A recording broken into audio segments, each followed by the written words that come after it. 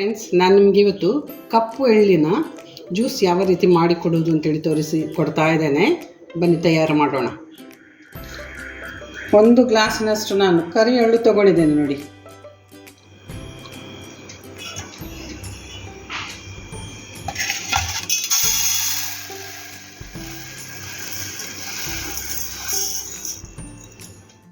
ಚೆನ್ನಾಗಿ ತೊಳ್ಕೊಳ್ಳುವ ಇದನ್ನು.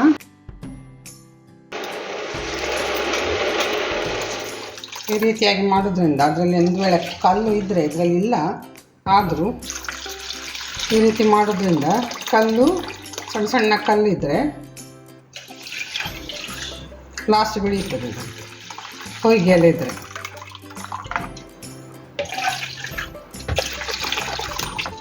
ಬಾಜಾರಿಂದ ತಂದದ್ದು, ಅದರಿಂದ ಕಲ್ಲೆಲ್ಲ ಇರೋದಿಲ್ಲ, ಅದು ನಮಗೆ ಸಂಶಯ ಬೇಡ.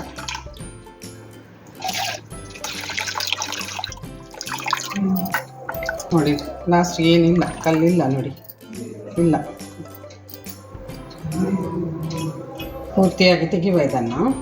ರೀತಿಯಾಗಿ ನೋಡಿ ನೀರನ್ನು ಸೋಸಿಕೊಂಡು ಹಾಕ್ಕೊಳ್ಳುವ, ಮಿಕ್ಸಿಗೆ ಹಾಕ್ಕೊಳ್ಳುವ. ಪೂರ್ತಿಯಾಗಿ ಹಾಕ್ಕೊಳ್ಳುವ. ಇದಕ್ಕೆ ಆರ್ಗ್ಯಾನಿಕ್ ಬೆಲ್ಲ ತಗೊಂಡಿದ್ದೇನೆ.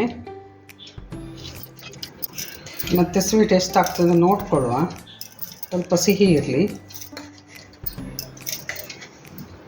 ಎಷ್ಟು ನಮಗೆ ಬೇಕು ಅಂತೇಳಿ ನೋಡಿಕೊಂಡು ಹಾಕ್ಕೊಳ್ಳುವ. ಈಗ ಒಂದು ಗ್ರೈಂಡ್ ಆಗಲಿಕ್ಕೆ ನಾನು 1 ಗ್ಲಾಸ್ನಷ್ಟು ಹಾಲನ್ನು ಹಾಕ್ತಾ ಇದ್ದೇನೆ.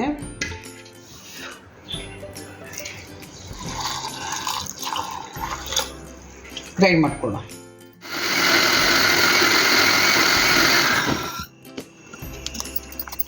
ಹಾಲು ಸ್ವಲ್ಪ ಹಾಕುವ, ನೀರು ಕೂಡ ಹಾಕ್ಕೊಳ್ಬೋದು, ಇದು ಆಪ್ಷನಲ್. ನಾನಿಲ್ಲಿ ಹಾಲು ಹಾಕ್ತಾ ಇದ್ದೇನೆ.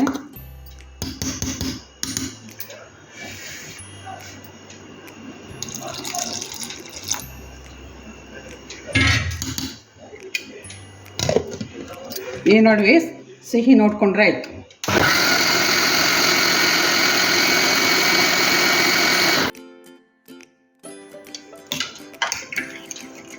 ಗ್ರೈಂಡ್ ಆಯಿತು ನೋಡಿ, ಸಾಕಿನ ರೆಡಿ ಆಯಿತು ನೋಡಿ.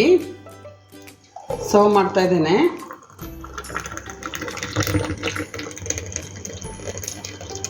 ಸೂಪರ್ ಆಗಿದೆ, ಅಲ್ಲದೆ ತಂಪು ಕೂಡ, ತುಂಬ ತಂಪು ಇದು ದೇಹಕ್ಕೆ. ಮಕ್ಕಳಿಂದ ಹಿಡಿದು ದೊಡ್ಡವರವರೆಗೂ, ಏಜ್ ಆದವರೆಗೂ ಇದನ್ನು ತಗೊಳ್ಬೋದು.